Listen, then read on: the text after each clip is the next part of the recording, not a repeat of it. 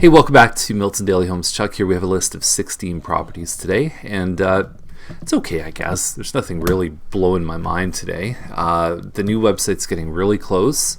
I will have Annette put a screenshot up to show you a little bit of a sneak preview of what Daily Homes is going to look like. We took a lot of the information from the guide to Milton prices. We put it online, added some more information, tons of pictures. It's going to be good. I'm excited. And we're gone to Europe this week too, so that will be something that hopefully the site will launch before we leave. Let's get started with the list. So Copeland is in the brand new Patterson area. It's called an Atwood, but it's like a Bolton model. If you know the models, it's a Bolton, but it's flipped around. So now the kitchen is here. Originally that was an eat-in area, and then now the kitchen's there, and then they have an eat-in that faces the open space. The quartz countertop. The finishes are good. Like, you've got that kind of gray, like kind of slightly purple blue kind of thing. The scale of furniture is good for the space. So yeah, so this used to be the breakfast bar for the kitchen, but I think that this creates a little bit more option for like opening things up, and it's pretty cool. I actually dig the layout. There's only one full bathroom upstairs. They've upgraded the counter here. But overall, it's in good shape, and it looks like you've got a bit of a wider lot here too. It doesn't look like you have a lot of neighbors directly behind you there. And I just did the research for a client with a Bolton model, and right within this range too. The fact that it's pretty new, Energy Star rated, it ticks a lot of boxes, and there's not a lot for sale in this price range right now. They're going to do well. I'd be surprised if they sold for less than asking. I think they may even go for more. Now, 345 Cox Blvd is $629. There's another one in Cox too with double car garage, but this one is interesting because it has a deeper lot. You know, like you figure a detached 2-story Madame house is 36 by 80 or 88 feet.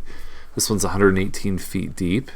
It's on a bit of a busier street, but then you look inside and you say, okay, so the finishes are equivalent to a new home. The bedrooms are very, very small though, so I like the kitchen. Obviously, there's nothing to complain about there. Flooring, but look at that room there. We're talking about 12 feet by 7.97 feet. Another room at 8.89 by 8.59. To put that in context, I could lay down on my stomach and my feet and my hands can touch 8 feet. I'm 6'4", so that's how wide this room is that I could lay down and touch both walls.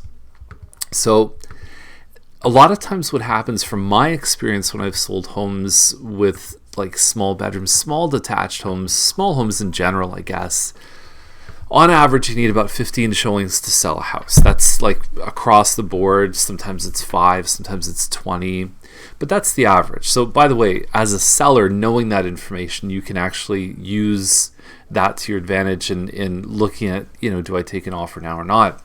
Anyway, the point is that you might need for a home that has small bedrooms like this, but it looks nice, so the people are attracted by the sexy parts, but then they come to the house and they see it, they say, wow, the bedrooms aren't good.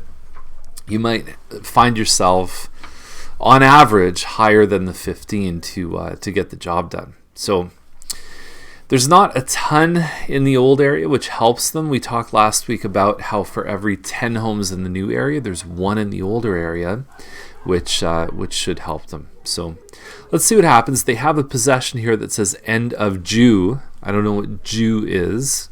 I assume it's June or July. Either way, they have time. So if they're aiming a little bit high, then that's okay, because it's not the end of the world if they have to maybe adjust the price if it's not working within a couple weeks or a month or so. So anyway, let's see what happens with it. I think that it's probably on the high side of what I consider to be fair. But it's 2016, and I've just stopped guessing at this point. It's a crazy market out there. 61 Playfair, $729. It's about 2,000 square feet. I believe it's called a Windsong model. The Heathwood homes have this kind of premium, and people paid more from the builder, and I think to a large extent they've even received more on the resale end. Maybe not perfectly equivalent, but 8-foot doors. The build quality is pretty good. You got to watch the windows in here too when you're doing your inspection. There's been a lot of problems with the windows in this area, and it's a good floor plan. It's a good model. Finishes are nice, but I just think that you could get a 2,000 square foot home in decent shape if it has another label on it besides Heathwood. If it's Mattamy or Arista or Sundial or Great Gulf, you could probably find it for $50,000 less than this. So I understand the benefits of buying a Heathwood home, but I also understand that outside of that bubble, there exists sometimes much lower purchase prices.